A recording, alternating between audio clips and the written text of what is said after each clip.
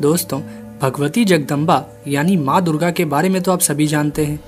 ये माँ दुर्गा पुण्य आत्मा वाले मनुष्यों के घर में लक्ष्मी के रूप में निवास करती हैं, पापियों के घर में दरिद्रता के रूप में, शुद्ध अंतःकरण वाले मनुष्यों में बुद्धि के रूप में, सत्पुरुषों में श्रद्धा के रूप में और कुलीन मनुष्यों में लज्जा के रूप में निवास करती हैं। दोस्तों, माँ दुर्गा में सत्व, रजो तथा तमोगुण तीनों विद्यमान हैं।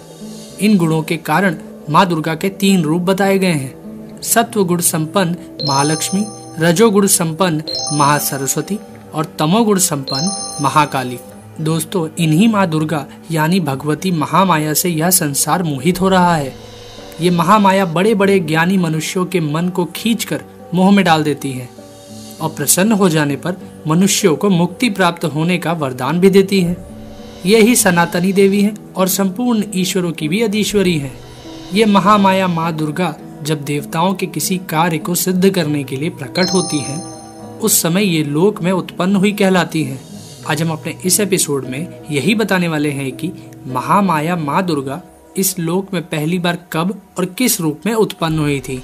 तो चलिए देखते हैं माँ दुर्गा का पहला रूप यानी माँ दुर्गा की पहली उत्पत्ति की कहानी।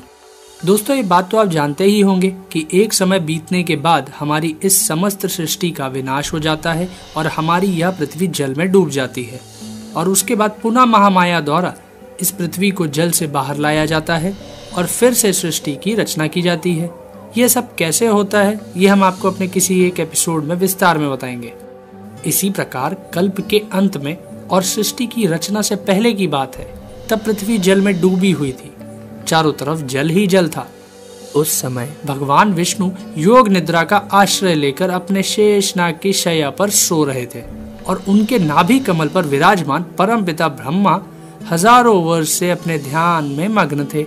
उस समय भगवान विष्णु जी के कान के मैल से मधु और कैटभ नाम के 2 असुर उत्पन्न हुए। ये दोनों असुर बड़े ही बलशाली थे। इस कारण उनका मन किसी से युद्ध करने को ललायित हो रहा था। तभी उनकी निगाह ब्रह्मा जी पर पड़ी तो वह गर्जना करके उन्हें ही युद्ध के लिए ललकारने लगे। असुरों की गर्जना सुनकर ब्रह्मा जी का ध्यान टूट गया। तब ब्रह्मा जी ने युद्ध के लिए उत्सुक उन असुरों का वध करने के लिए भगवान विष्णु को जगाने का निश्चय किया। इसलिए वह भगवान विष्णु के नेत्रों में निवास करने वाली योग निद्रा की स्तुति करने लगे। दोस्तों, परमपिता ब्रह्मा की स्तुति सुनकर योग निद्रा उनके सामने प्रकट हो गई। ब्रह्मा जी ने योग निद्रा से विनती करते हुए कहा कि भगवान विष्णु को शीघ्र जगा दो और साथ ही उनके अंदर इन असुरों को मार डालने की बुद्धि उत्पन्न कर दो। परमपिता के ऐसा कहने पर योग निद्रा ने भगवान विष्णु को अपने से मुक्त कर दिया, जिससे भगवान विष्णु उन असुरों की गर्जना सुनकर जाग जाएं। दोस्तों, भगवान विष्णु ने उन दोनों असुरों मधु और कैटभ के साथ 5000 वर्षों तक बाहु युद्ध किया, परंतु वह उन बलशाली असुरों को मार नहीं पाए। तब ब्रह्मा जी ने एक बार फिर महामाया योग निद्रा की स्तुति की और उनसे कहा कि इन असुरों को अपने मोह के अधीन कर लो, अन्यथा इनका मारा जाना संभव नहीं है। तब ब्रह्मा जी के कहने पर महामाया योग निद्रा ने उन दोनों असुरों मधु और कैटभ को अपने मोह के अधीन कर लिया। महामाया के मोह के अधीन होते ही भगवान विष्णु से बाहु युद्ध कर रहे दोनों असुरों ने युद्ध करना बंद कर दिया और महामाया के मोह के कारण ही वह दोनों असुर भगवान विष्णु से यह कहने लगे कि हम दोनों तुम्हारी वीरता से बहुत प्रसन्न हुए हैं, इसलिए तुम हमसे कोई वर मांगो।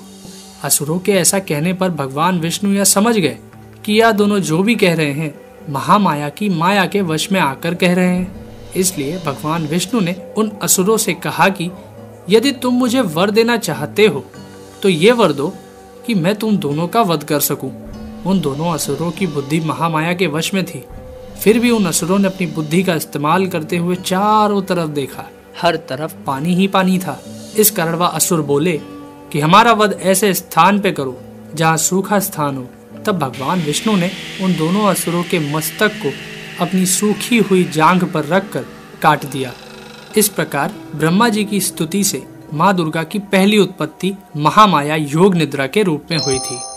तो दोस्तों, हमारा ये एपिसोड माँ दुर्गा का पहला रूप आप लोगों को कैसा लगा अपने कमेंट्स हमें ज़रूर शेयर करें। साथ ही इस वीडियो को शेयर करना और इस चैनल को सब्सक्राइब करना भी ना भूलें। धन्यवाद दोस्तों।